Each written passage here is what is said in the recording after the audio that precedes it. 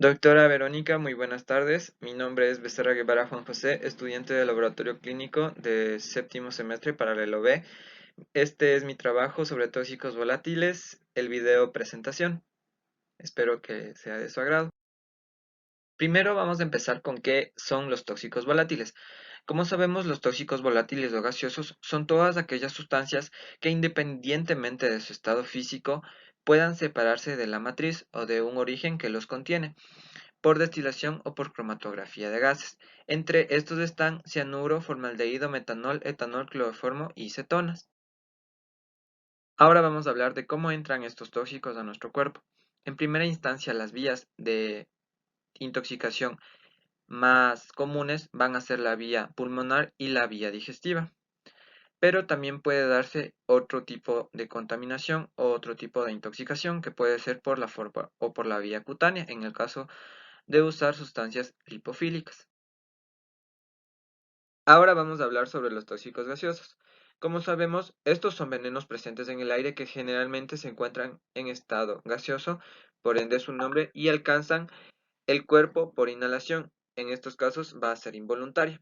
Los efectos tóxicos pueden desarrollarse muy rápidamente, ya sea de forma sistémica o localmente, ya sea en el tracto respiratorio.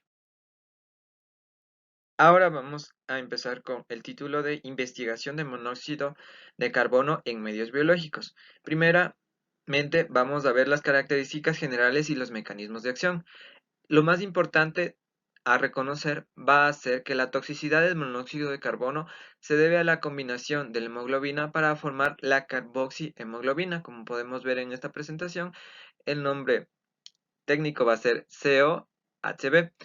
En términos generales, lo que va a pasar es que la hemoglobina no va a liberar oxígeno, porque va a tener monóxido de carbono dentro de ella.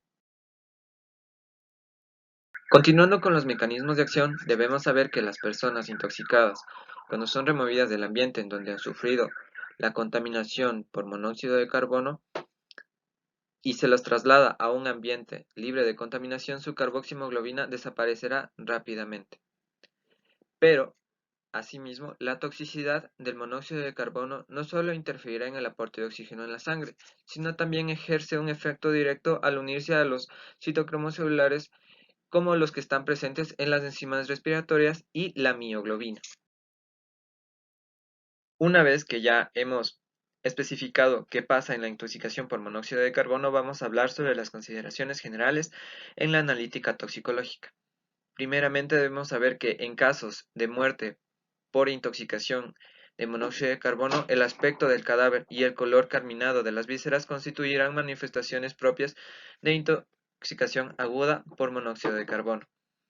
En cambio, en los casos de sujetos que estén vivos y hayan sufrido una intoxicación, la sangre de ellos deberá extraerse hasta 2 horas después de la exposición, puesto que por parte pulmonar o por la parte del pulmón, el monóxido de carbono será eliminado rápidamente y reemplazado por oxígeno.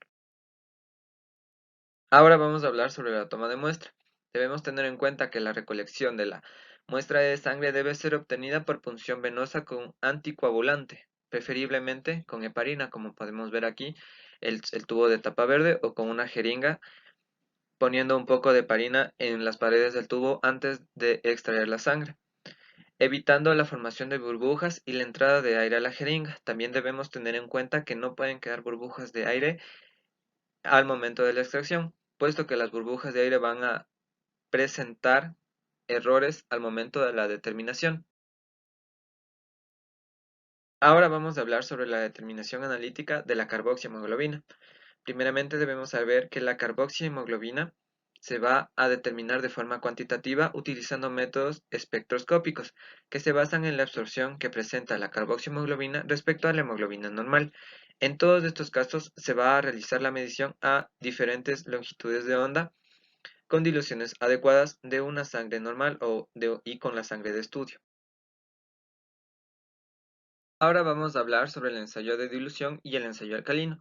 Estos ensayos los vamos a emplear para la determinación de intoxicaciones por monóxido de carbono. Son métodos sencillos que vamos a describir a continuación. Como primera instancia sabemos que el ensayo de dilución consiste en preparar soluciones sanguíneas al 1% en agua destilada y de sangre normal. se observa simultáneamente ambos tubos de ensayo con luz natural difusa. La sangre que presenta un color rojo amarillento se considerará normal, mientras que la muestra que contiene carboxihemoglobina presentará un color carminado neto. Por otra parte, el ensayo alcalino se basa en la mayor estabilidad de la carboxihemoglobina con respecto a la hemoglobina en similares condiciones alcalinas.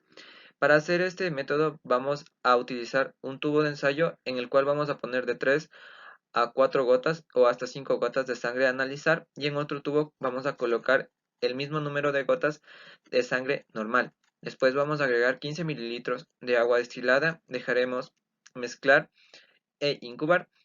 Después procederemos a agregar 5 gotas de hidróxido de sodio al 10% y vamos a mezclar bien. En estos casos, la sangre normal va a adquirir un color castaño, mientras que la sangre patológica o alterada o con contaminación o intoxicación por monóxido de carbono va a permanecer inalterada. Con esto se acabaría mi diapositiva. Muchas gracias por la atención.